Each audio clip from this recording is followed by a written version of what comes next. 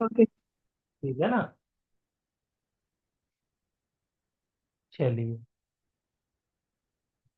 तो ये लेक्चर हमने जो शुरू किया था मेरे ख्याल से यहाँ से किया था। अच्छा, ये रोटेशन वाला देख लिया था आपने?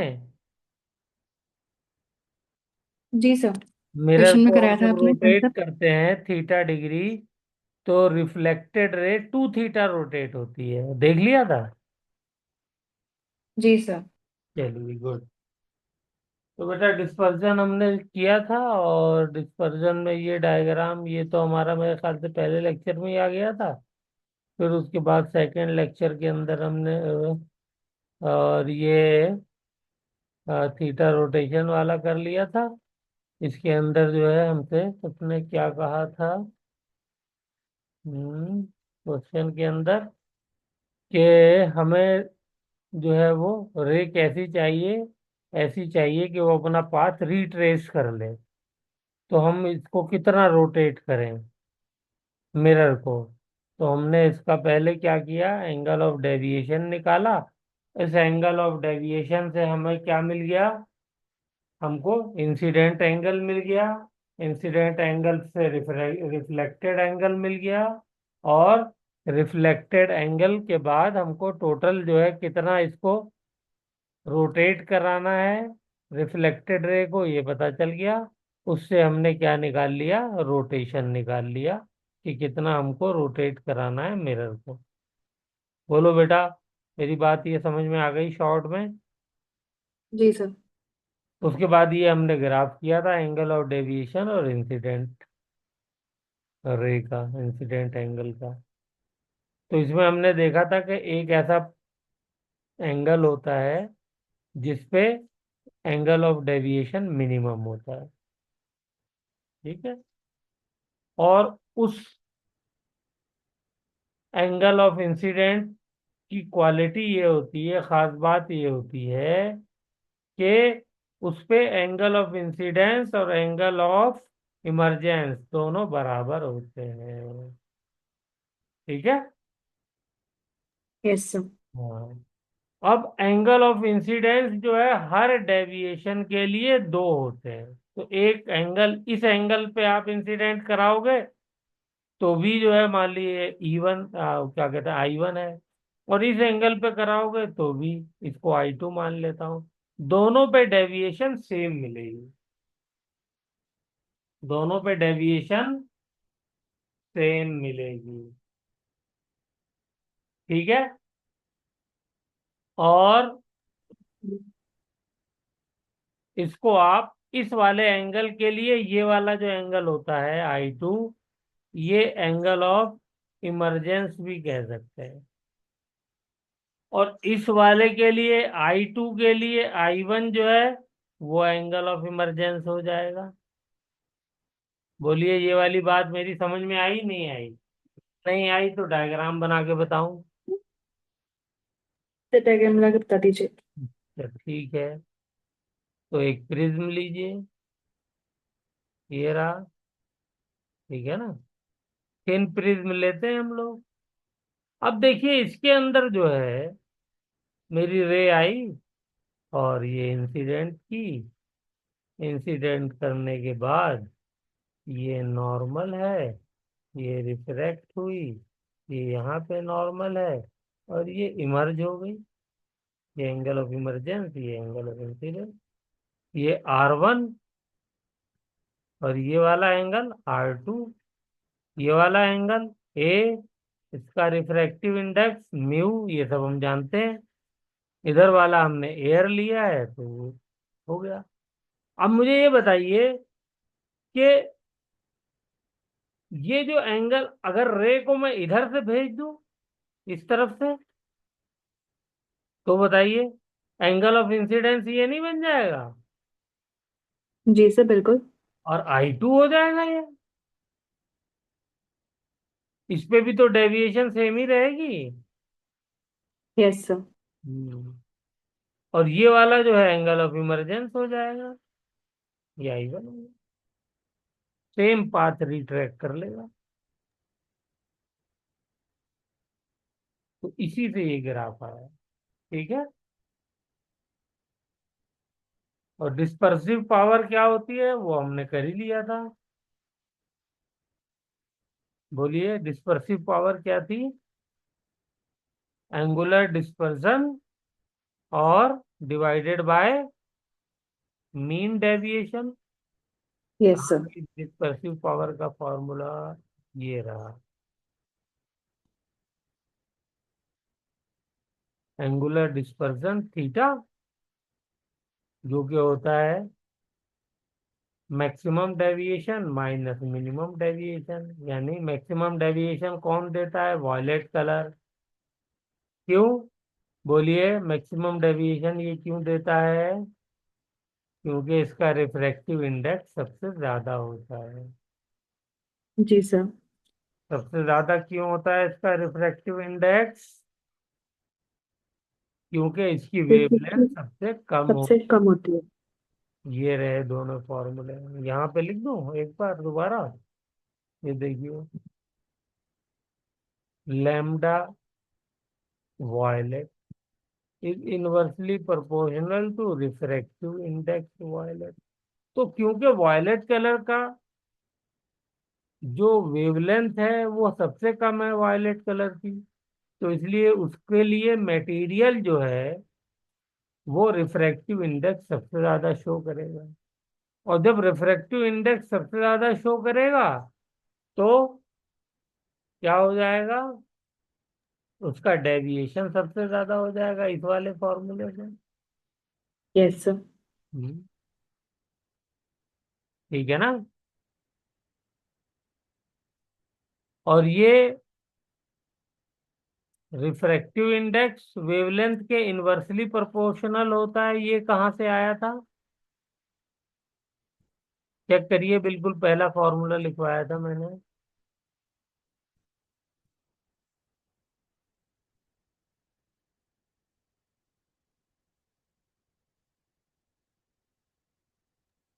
मिला? फिर सी बाई सी मीडियम जो था हमारा, मतलब लाइट की जो स्पीड थी, हाँ हाँ, एन मीडियम से आया था ये फॉर्मूला। इससे आया।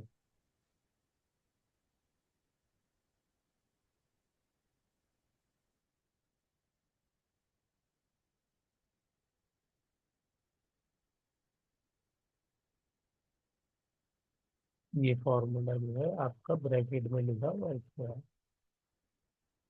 चलिए, तो ये हमारा बेटा टॉपिक खत्म हो गया। और अब हम लोग चलते हैं नेक्स्ट टॉपिक की तरफ, दैट इज ऑप्टिकल इंस्ट्रूमेंट। तो सबसे पहले हम लोग सिंपल माइक्रोस्कोप पढ़ेंगे, फिर कंपाउंड माइक्रोस्कोप पढ़ेंगे। तो ये तो यूज किया हुआ है आपका। जी सर। हम्म,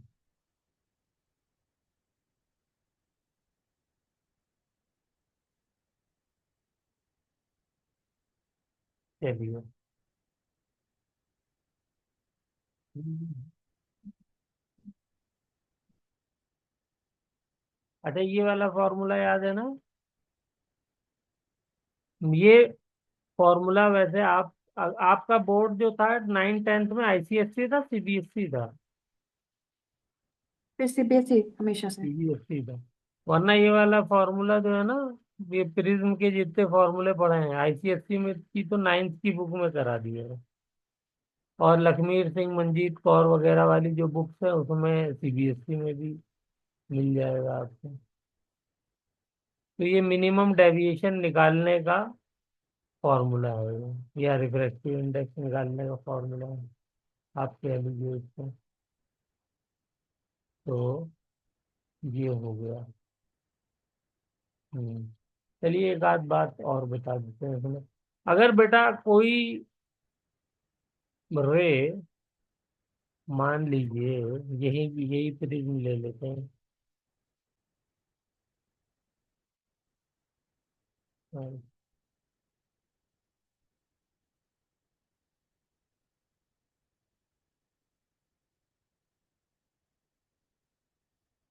हम्म,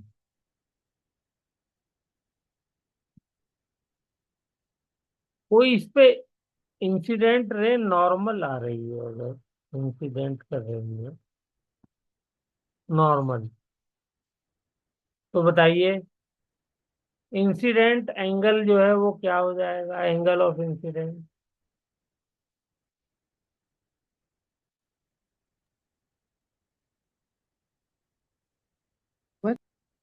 है बेटा?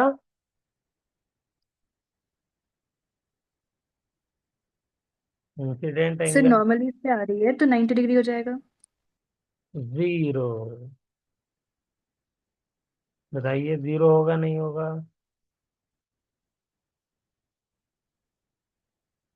एंगल किसके साथ जीरो होगा लेते सर। हैं, नॉर्मल के साथ लेते नॉर्मल हैं के ना? साथ में, नॉर्मल के साथ में रहते हैं। हाँ, तो फिर जीरो नहीं होगा। सरफेस के लिए जो है वो नॉर्मल है ना। हाँ, लेकिन जो इंसिडेंट एंगल है वो तो नॉर्मल के साथ लिया जाता है, तो दोनों लाइनें पैरेलल हो गई, तो इसलिए एंगल जी जीरो सर। नहीं हो जाएगा। बिल्कुल सर। हाँ, ये याद रखना है। और रिफ्रैक्टेड एंगल क्या हो जाएगा, आर वो भी वन। जीरो हो जाएगा। यस। क्यों जीरो होगा? क्योंकि दोनों इक्वल होते हैं, ये हमारा लॉ ऑफ नहीं, रिफ्लेक्शन है बिल्कुल ये हमारा। इक्वल नहीं होते हैं। रिफ्रैक्शन तो एंगल जो है अलग होता है, रिफ्रैक्शन के बाद तो एंगल चेंज हो जाता है ना। तो इस पॉइंट को लिख लीजिए, जब भी इंसिडेंट रे नॉर्मली स्ट्राइक करती है इंटरफेस पे दो मीडियम के, तो वो स्ट्रेट स्ट्रेट चली जाती है। ठीक है। Okay sir. हाँ, फिर वो जो है वहां पे बेंड नहीं होती है, तो इस वजह से ये एंगल जीरो होता है।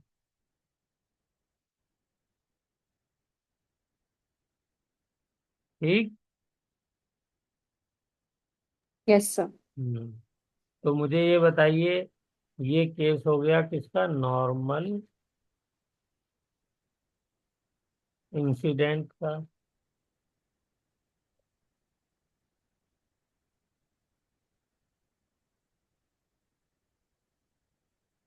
ये हो गया एक केस। दूसरा केस, ए कितना हो जाएगा, ए बराबर क्या हो जाएगा, एंगल ए किसके बराबर होता है, चलिए यही फॉर्मूला बताइए प्रिज्म में। R1 प्लस R2 के। R1 हो गया जीरो, तो क्या बचा, ए बराबर बचा R2 के। आ चुके। बस, ये क्वेश्चन आया हुआ है प्रीवियस ईयर्स में। उसको हल्के मत लीजिए कि इतना आसान सर क्या बता रहे हैं। आदमी के नोट्स में लिखा रहता है तो फिर वो याद रहती है चीजें। सिमिलरली कभी कभी ऐसा भी हो सकता है कि वो कह दे नॉर्मल इमरजेंस हो रहा हो। नॉर्मल। तो उसमें R2 जीरो हो जाएगा, R1 के इक्वल हो हाँ, जाएगा एंगल। Very good. अब देखिए आपको समझ में आ गई सब बात। नॉर्मल इमरजेंस हो रही हो तो वहां पे क्या हो जाएगा, एंगल इमरजेंस जीरो हो जाएगा, देयर फोर एंगल R2 भी जीरो हो जाएगा, देयर फोर एंगल ए बराबर क्या हो जाएगा, R1। R1। तो ये सब बातें बेटा याद रखनी है। Okay. Yes sir. Direct question आ जाता है। हम्म। चलिए एक क्वेश्चन और करा देता हूँ।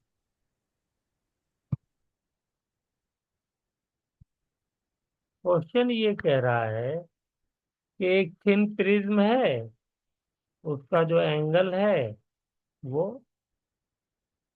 6 डिग्री है। कितना है, 6 डिग्री। 6 डिग्री है थिन प्रिज्म है। और जिस मटेरियल का ये बना हुआ है उसका रिफ्रैक्टिव इंडेक्स 1.5 है। ओके।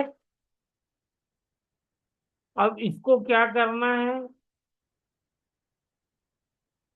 इसको हमें कंबाइन करना है with another prism made of glass.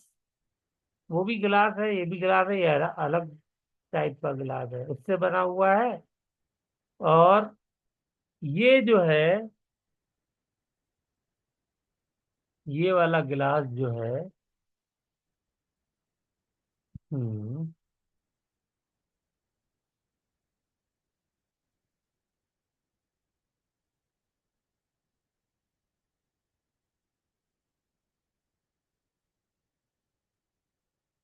उसका रिफ्रैक्टिव इंडेक्स अलग है।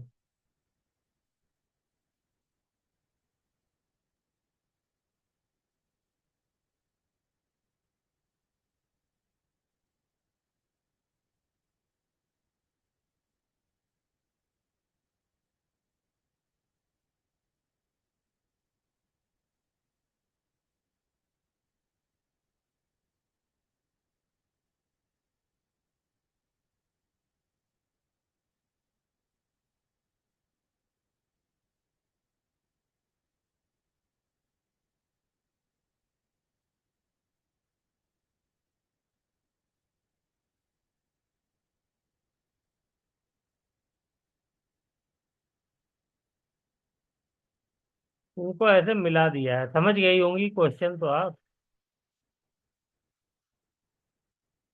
जी सर।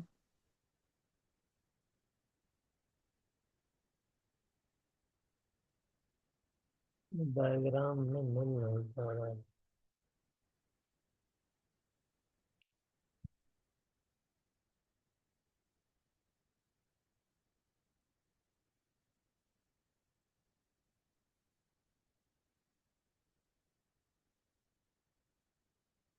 चलिए, जैसा भी बन गया बन गया।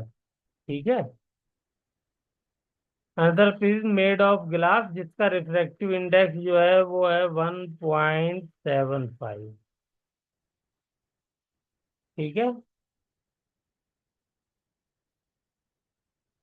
तो इसका एंगल ए कितना होना चाहिए कि जो लाइट है वो विदाउट डेविएशन चली जाए?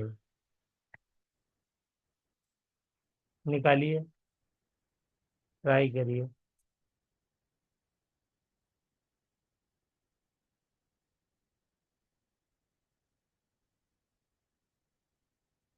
समझ रही है ना, विदाउट डेविएशन का मतलब? जी सर। हम्म।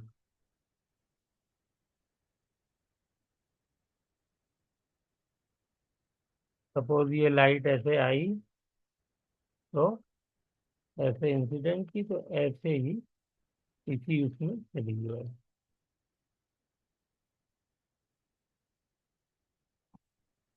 तो ये ऐसे आएगी, लेकिन क्या हो जाएगी यहाँ पे नॉर्मल, यहाँ पे बैंड हो जाएगी, ये होगी। ठीक है ना। फिर ये नॉर्मल, तो यहाँ पे क्या हो जाएगी, यहाँ पे फिर ये बैंड हो जाएगी, ऐसे। फिर ये नॉर्मल,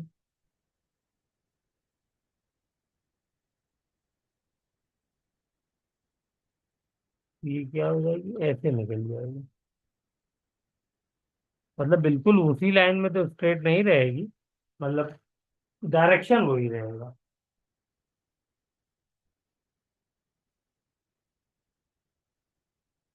तो कैसे किया जाए इसको? अब देखिए इसमें डाटा हमको क्या क्या दिया हुआ है। एक तो रिफ्रैक्टिव इंडेक्स दिया हुआ है, एक एंगल दिया हुआ है, और एक डेविएशन की बात कर रहा है। ये डेविएशन जो है वो जीरो हो जाए, विदाउट डेविएशन के वो रे चली जाए। तो कोई ऐसा फॉर्मूला याद है जिसमें ये सब चीजें आती हो? सर एंगल ऑफ वो डेविएशन वाले जो हमने कल पढ़ा था वही आएगा हाँ, इसमें। अभी तो देखा भी था, angle of deviation is equal to A A to mu -1। -1। ये वाला फॉर्मूला दो बार लगा दीजिए इसमें। फर्स्ट वाले में लगाइए, तो फर्स्ट वाले में एंगल ऑफ डेविएशन 1, एंगल कितना, ए कितना है 6 डिग्री, इंटू रिफ्रैक्टिव इंडेक्स कितना है 1.5 -1। एंगल ऑफ डेविएशन 3 आ जाएगा, 3 डिग्री। हाँ, अब इसके बाद जो है वो दूसरे वाले में लगाइए। दूसरे वाले के लिए एंगल ऑफ डेविएशन ये यहाँ लिख देता हूँ। एंगल ऑफ डेविएशन सेकंड के लिए ये मुझे पता नहीं है, तो ये ए हो गया, ये 1.75 और ये -1। अब क्या करूं? ए निकालना है,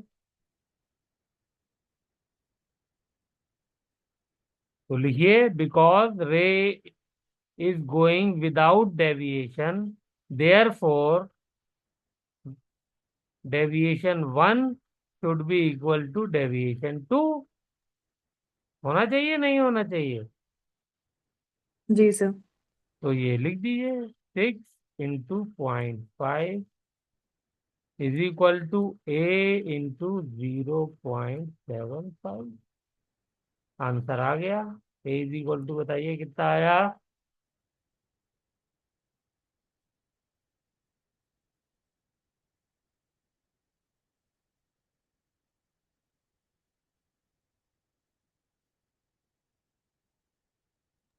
4 डिग्रीज।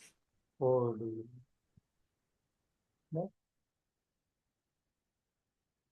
इससे मुश्किल क्वेश्चन नहीं आएंगे।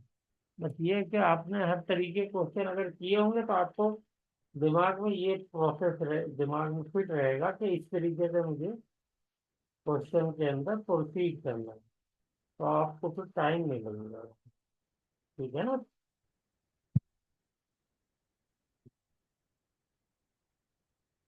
चलिए, अब हम लोग शुरू करते हैं ऑप्टिकल इंस्ट्रूमेंट। Optical instrument.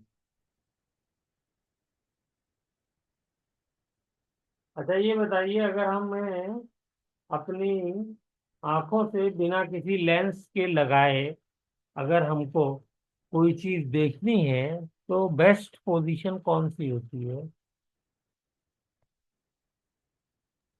मतलब आइडियल डिस्टेंस 25 सेंटीमीटर लिया जाता है फिर भी हमारी आंखों के लिए। यस, वेरी गुड, यही जानना चाह रहा था। Optical instrument. लेकिन इस पे भी जो है बहस है। साइंटिस्ट और डॉक्टर्स के बीच में कुछ कहते हैं 25 सेंटीमीटर होना चाहिए, कुछ 20 भी मानते हैं, कुछ इन बिटवीन मानते हैं। तो हमें बहस में नहीं पड़ना, हमें तो भैया जो क्वेश्चन कहेगा कि ये है, उस डिस्टेंस को क्या कहते हैं?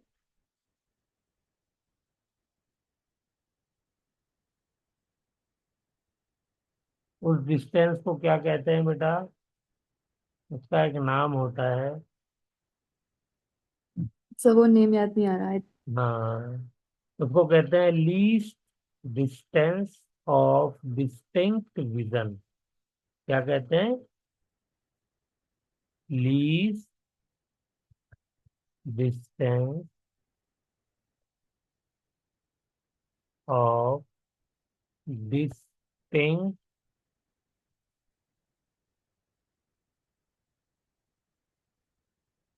विजन।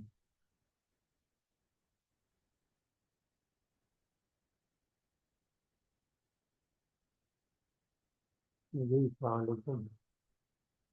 हाँ, मैं अभी क्लास ले रहा था, आपसे बात करूँ थोड़ी, क्लास खत्म करूँ।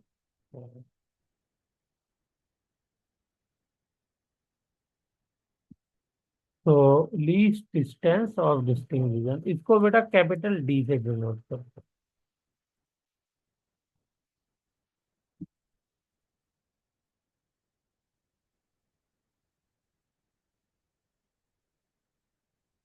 तो आपने कहा कि 25 सेंटीमीटर होता है, हम 25 की वैल्यू को मान लेते हैं।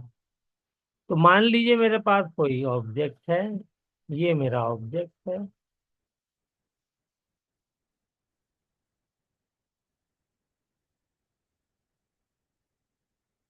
ठीक है, तो ये ऑब्जेक्ट की हाइट हो गई, इसको मैं HO कह देता हूँ। ठीक है, जी सर। और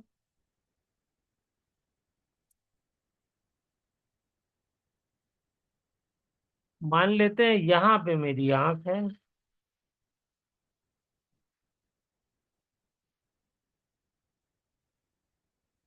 यहाँ से मैं देख रहा हूँ, ये डिस्टेंस है 25 centimetre, this is equal to D.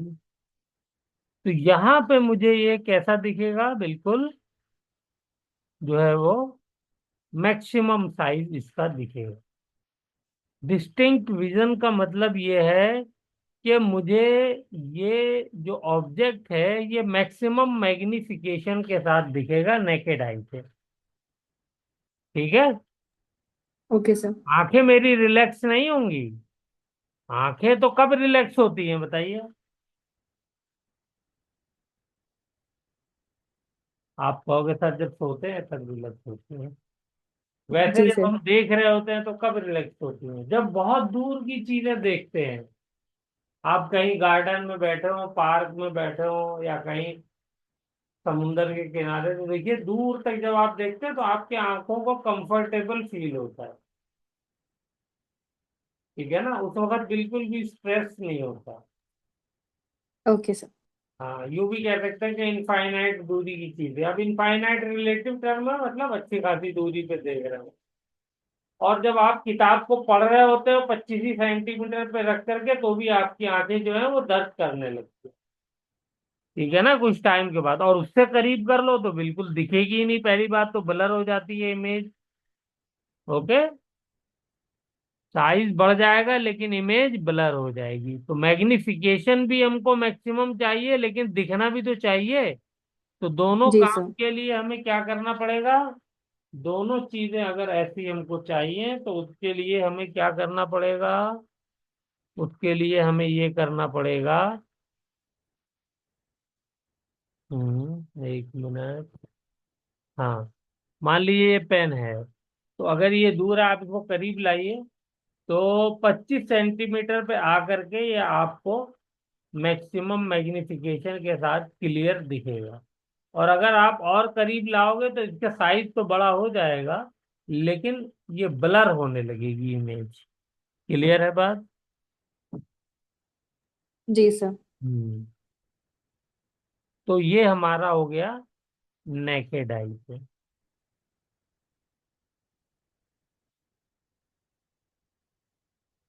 तो बेटा यहाँ पे हम लोग जो है वो एंगल का इस्तेमाल करते हैं, तो इसलिए मैं एंगल बना देता हूँ ये वाला। तो ये ऑब्जेक्ट जो है मेरी आंख पे जो एंगल बना रहा है, इसको हम विजुअल एंगल कहते हैं। क्या कहते हैं, विजुअल एंगल। इसको अल्फा नाम दूं, क्या नाम दूं, जो आप कहिए वो दे देता हूँ। सर अल्फा ठीक रहेगा। अल्फा। ठीक है, तो इसका नाम हो गया विजुअल एंगल। ये याद रखना है, विजुअल एंगल हो गया। गुड। तो यहाँ पे टेन थीटा जरा लीजिए तो, tan alpha is equal to क्या हो एच ओ बाई जाएगा, 25 सेंटीमीटर। H0। H0 इसलिए लिया है कि ऑब्जेक्ट है, HO है बेसिकली ये। तो ये डिवाइडेड बाय डी। ठीक है ना। जी सर। लेकिन अल्फा बेटा क्योंकि बहुत छोटा है, अल्फा इज स्मॉल, 15 डिग्री से कम है ये, लेस देन 15 डिग्री है, क्योंकि साइज ऑब्जेक्ट का छोटा होता है। जी हम सर। मान करके चल रहे हैं तो अल्फा, टेन अल्फा को मैं क्या लिख सकता हूँ, tan alpha will can be written as alpha. जैसे साइन अल्फा जी को सर। अल्फा लग सकते हैं, ऐसे टेन। Yes sir. ठीक है ना। तो यहाँ से मेरा अल्फा इज इक्वल टू क्या आ जाएगा, H0/D। तो एक फॉर्मूला आपको ये याद रखना है। और ये याद रखना है कि ये कौन से के लिए है, ये जब आप बिना कोई लेंस यूज किए किसी ऑब्जेक्ट को देख रहे होते हैं तब ये आता है। ओके। Yes sir. हम्म। अब आपको मैग्निफिकेशन का फॉर्मूला यहाँ पे याद रखना है। मैग्निफिकेशन, तो इसके अंदर आपको लिखना होता है ऊपर बीटा। ये भी एंगल है, एंगल लिखिए, एंगल, बल्कि एंगल की बजाय लिखना चाहिए visual angle, angle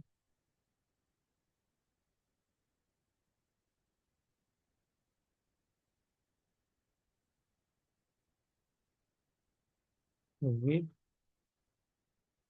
length divided by, ये हो गया अल्फा। ये क्या है? Visual angle without length. ठीक है बेटा। जी सर। हाँ, तो ये मैग्निफिकेशन का तरीका है निकालने का। तो अब हम लोग चलते हैं और सबसे पहले सिंपल माइक्रोस्कोप को करते हैं। सिंपल माइक्रोस्कोप क्या होता है जरा सा बताइए तो।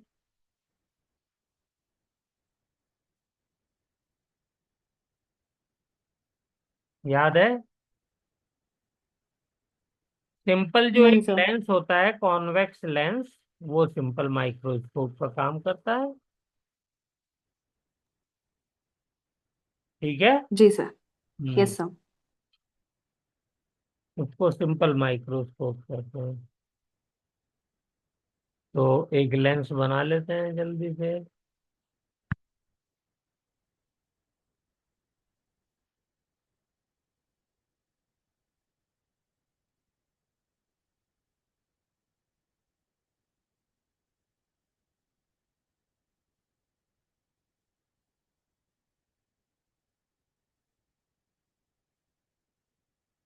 बन गया लेंस। और हमेशा लेंस तो आपको पता है कैसा यूज करते हैं हम लोग, thin lens.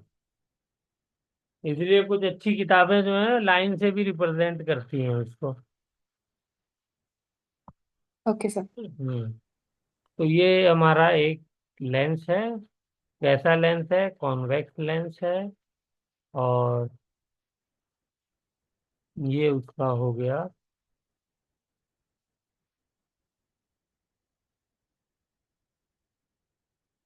Principal axis.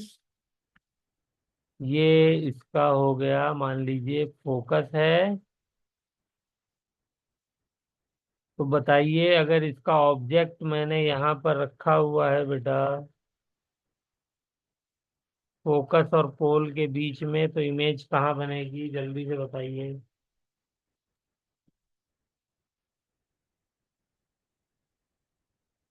Behind are sir. Behind मतलब? पीछे की तरफ, मतलब इसके जो आर होगा रेडियस हमारा, उससे ही पीछे की तरफ बनेगी।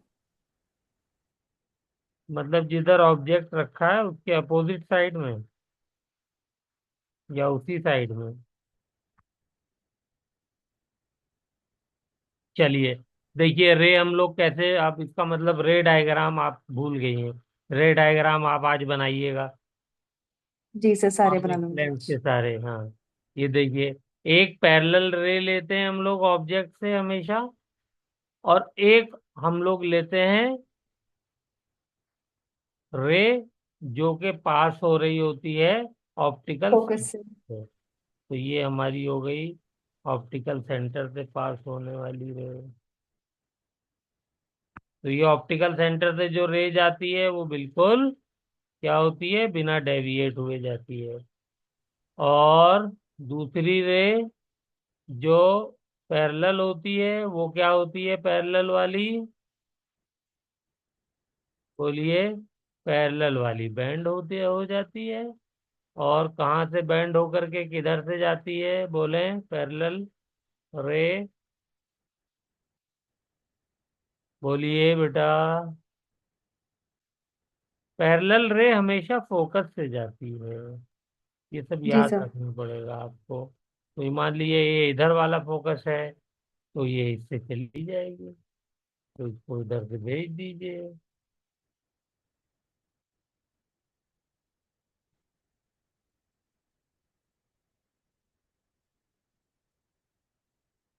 तो देखिए ये कन्वर्ज होगी नहीं, तो कहाँ पे जाकर के कन्वर्ज होगी ये, पीछे। तो ये ऐसे जाएगी।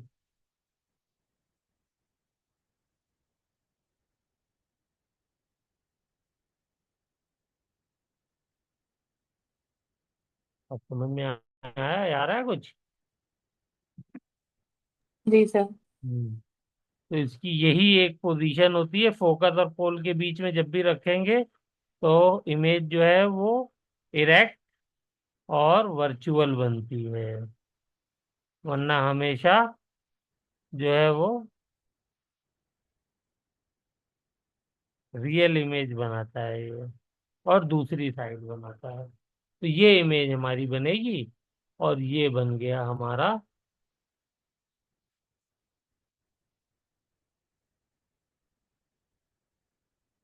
ये इमेज बन गई। ठीक है ना? तो अब मैं यहां से देख रहा हूं इस बार, आंख तो मेरी इधर होगी ना, लेंस के इधर ही तो होगी, ऑब्जेक्ट बीच में होगा। बोलिए।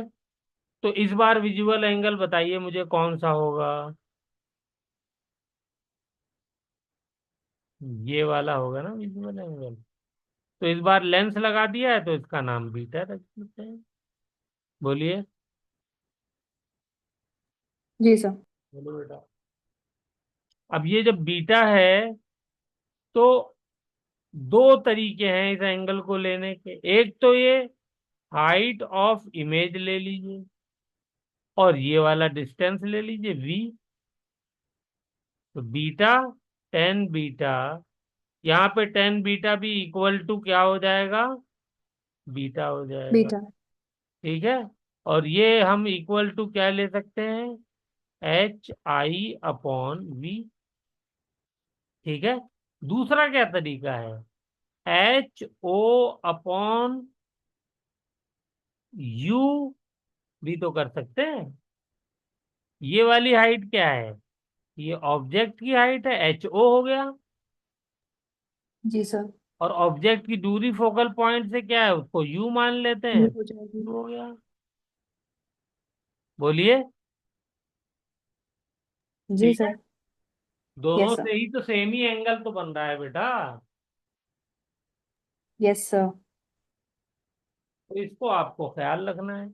तो मैं यहाँ पे ये वाला फॉर्मूला यूज करूंगा, एच ओ यानी height of object upon you. Okay. लेकिन यहाँ पे मुझे यू की वैल्यू नहीं मालूम है, तो इसके अंदर तो